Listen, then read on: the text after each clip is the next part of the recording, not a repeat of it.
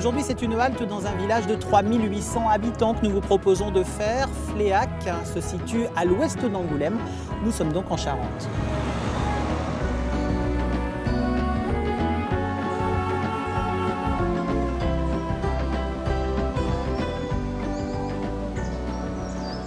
Vous pouvez nous expliquer un peu cette vue imprenable qu'on a devant nous, en fait, nous la décrire? Eh bien là, on a une vue, c'est sur la partie un peu ouest d'Angoulême. Et au premier plan, la Charente. Et au premier plan, la Charente, avec la coulée verte qui part, je ne sais pas exactement d'où, pour aller très loin. Et entre les deux, l'ancienne...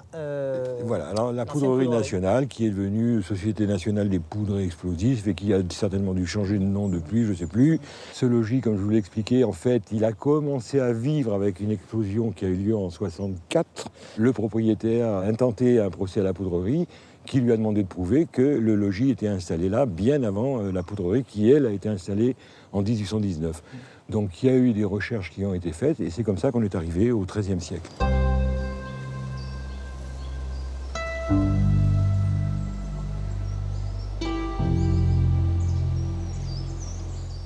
Donc ça, c'est la cour intérieure? Ça, c'est la cour intérieure, avec une belle façade... Mais alors le côté plus paysan, quoi. Oui, Quelque chose de costaud, ça fait lourd. L'intérêt de ces grandes maisons, c'était d'avoir des pigeonniers. Donc, deux beaux pigeonniers. Là, on en a un de chaque côté. Donc un logis propriété de la commune, mais pourquoi faire? Eh ben, à l'origine, pour en faire quoi? Monsieur Pluviot l'a légué à la condition d'y faire un musée qui porterait son nom.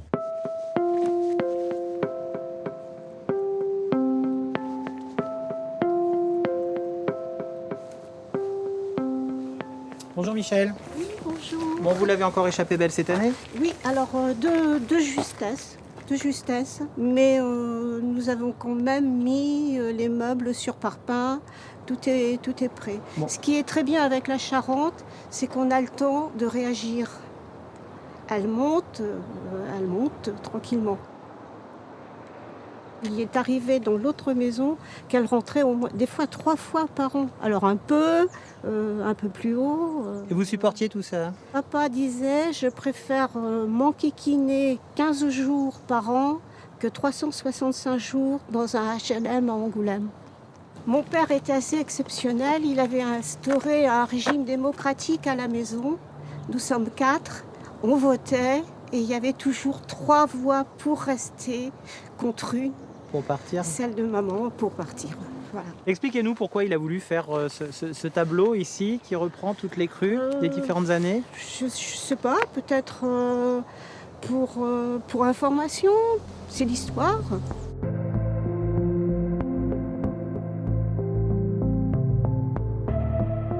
Expliquez-nous Guy, c'est quoi toutes ces cartes postales que vous avez là? Eh bien, ceci, c'est toutes les cartes de Fléac anciennes, de 1904 en principe jusqu'à actuellement. Vous êtes collectionneur? Je suis collectionneur. Les cartes postales, je vais les chercher un peu partout, presque tout le sud-ouest jusqu'à Paris. Comment vous les négociez avec vos vendeurs? Combien vous les payez d'ailleurs? Il y a un prix.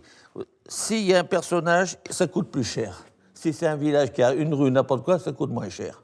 Ah bon? Voilà. Ça, c'est une carte postale à 60 €. Quand même.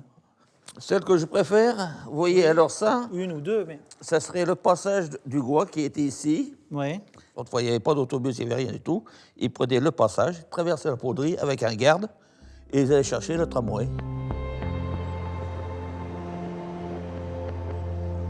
C'est 404, ça?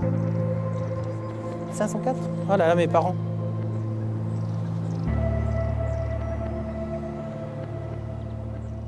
J'ai commencé à 23 ans dans ce métier-là, ensuite à l'armée, parce que j'étais dans la mécanique à l'armée, sur une pension que cherchait un moteur d'essuie-glace à l'époque de 404 cabriolets à mon cousin, qu'on n'en trouvait pas, c'était rare à l'époque.